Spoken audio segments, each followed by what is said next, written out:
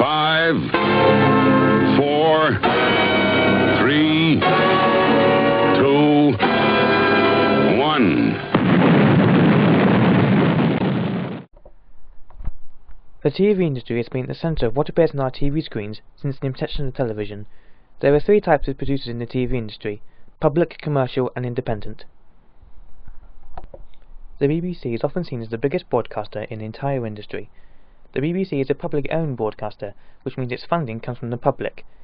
This is the opposite of the other terrestrial channels, ITV, Channel 4 and Channel 5, as they receive their profits through the adverts shown in between the shows. ITV, C4 and C5, as well as such channels as Sky and Virgin, are commercially owned channels as opposed to the BBC, who are publicly owned. These companies exist with a more commercial purpose in mind. Cable channels such as Sky and Virgin rely on their profits not through advertising but rather through subscriptions. Subscriptions are the method to which the public can view these commercial channels. By paying the company a designated fee per month, the public can view these channels in comfort.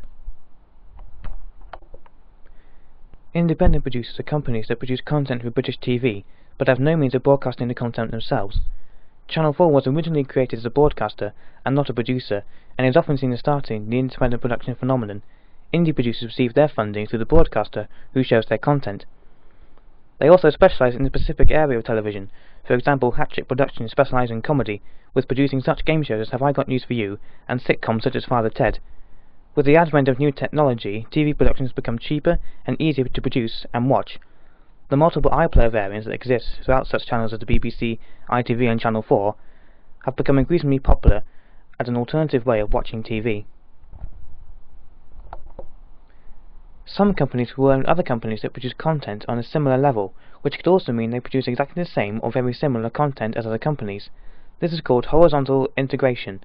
Some companies may even buy other smaller companies to keep competition down and to expand their market. An example of this would be Virgin Media buying a similar TV channel that is broadcasting similar content to Virgin. Vertical integration is where one large company could own several other companies that help to serve the main company's goal.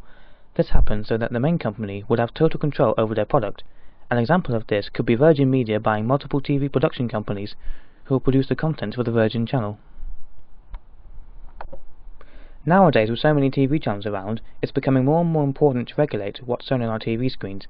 The company Ofcom, formerly known as ITC, worked to ensure that what appears on our TV screens is safe to watch.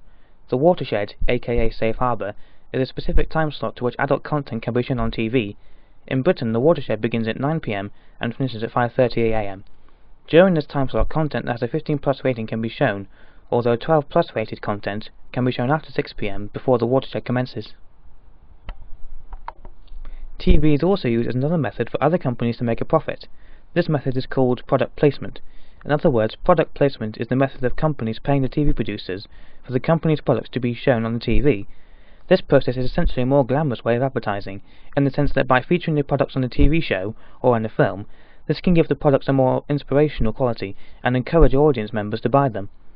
This process is quite common within American TV, however in England Ofcom did not allow it, but recently those laws have been lifted. Another process similar to product placement is called undue prominence. This is a rather silly habit of including a shot of a product in an obvious position on screen. Although it has been the subject of much humour within the TV industry, it's always been illegal. Emmerdale was fined for including shots of real-life beer taps during a scene in their pub, and since then the show has resorted to making their own beer brands.